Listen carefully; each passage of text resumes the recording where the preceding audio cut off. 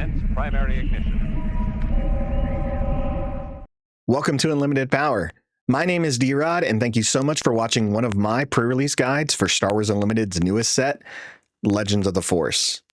Now, in this guide, we're going to be focusing on the leader and their unique ability and commons and uncommons found within the set that work well with this leader.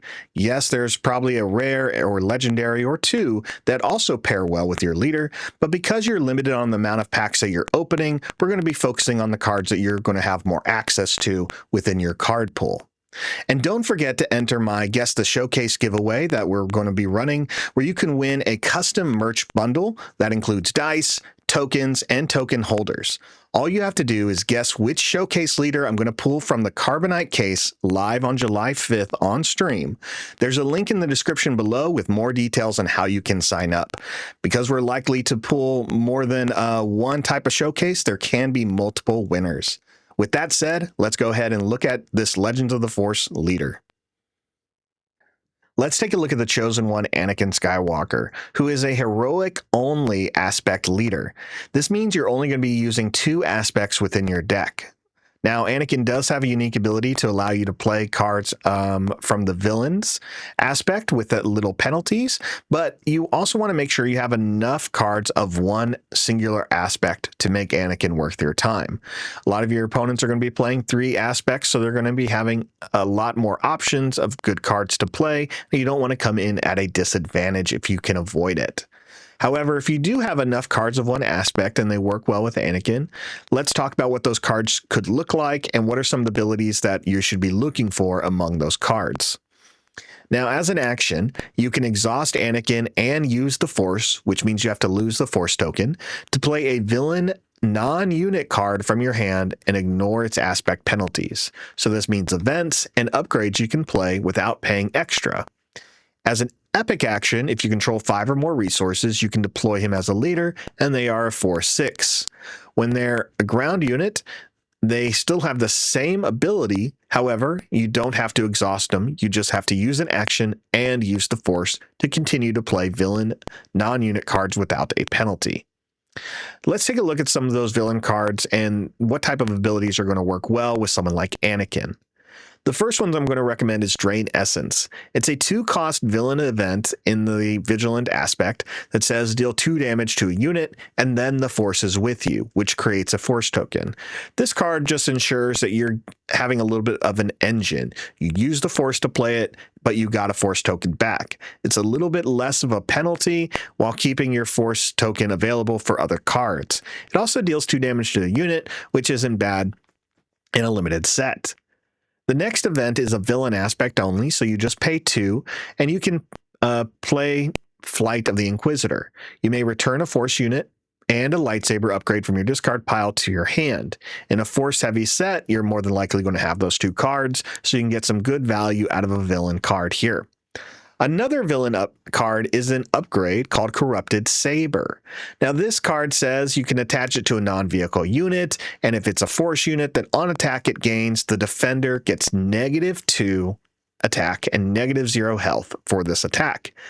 Your attacker gets +2 and +1 permanently with the upgrade on it, so you get benefits of a stronger unit while weakening the units it attacks. It's a great card if you get enough cunning cards to play with Anakin. Let's take a look at some of the aspects individually. In the Vigilance aspect, I'm going to recommend Ezra Bridger, a 3-cost, 3/5 unit that says on attack, give an experience token to another creature or specter.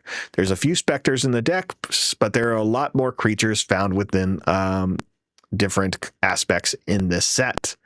The next one is the event Shatterpoint, a 4-cost event that allows you to choose 1 or 2 options. You either defeat a non-leader unit with 3 or less remaining HP, or you can use the Force, and if you do, defeat a non-leader unit completely.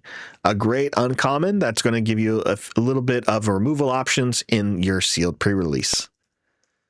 In the cunning aspect, I really like Lothcat. They're a 2-cost ground unit that are a 2/1 that says when played and when defeated, exhaust a ground unit. This will help you deal with leaders on the turns they deploy, as well as where you can kind of manipulate it a little bit more once Lothcat is in the field. This is a card you hold on to. It's not something that you play as soon as you have 2 resources. It's something you play a little bit more wisely as you go.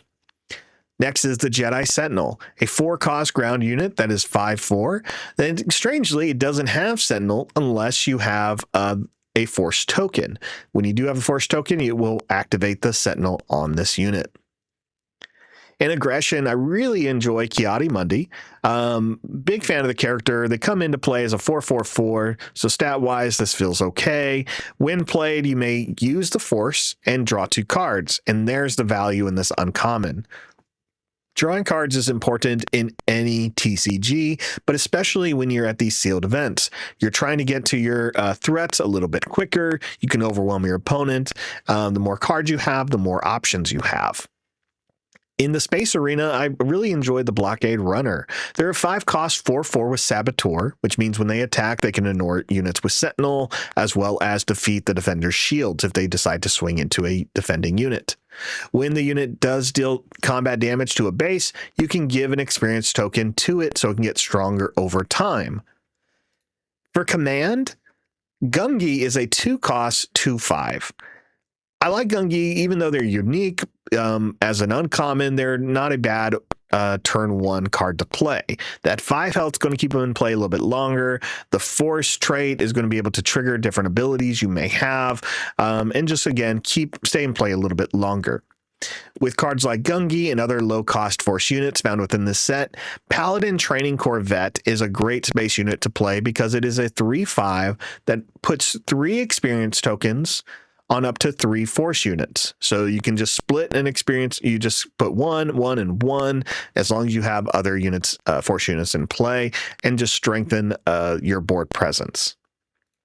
And the hero aspect, Caretaker Matron, pairs well here as a 2-cost ground unit that has a 0/4, where you can exhaust her as long as you played a Force card this phase and draw a card. You're more than likely not going to have your Caretaker Matron swinging into your opponent, but again, you have a way of drawing cards, and if your opponent is struggling against you, they'll more than likely spend a little bit of time taking out these matrons if they're seeing more value on your end from them. Next is the Medical Frigate, a space unit that's a 4-cost 3/6 that says on attack you can heal 2 damage from a unit.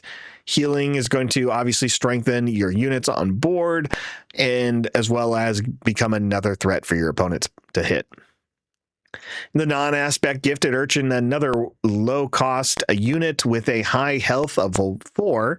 Here, Gifted Urchin has nothing special. It is just a Force unit, so it can trigger different abilities while staying in play a little bit longer with that health, as well as Curious Flock, a 1-cost ground unit that's a common that says when played, you can pay up to 6 for each resource paid this way, give an experience token to this unit.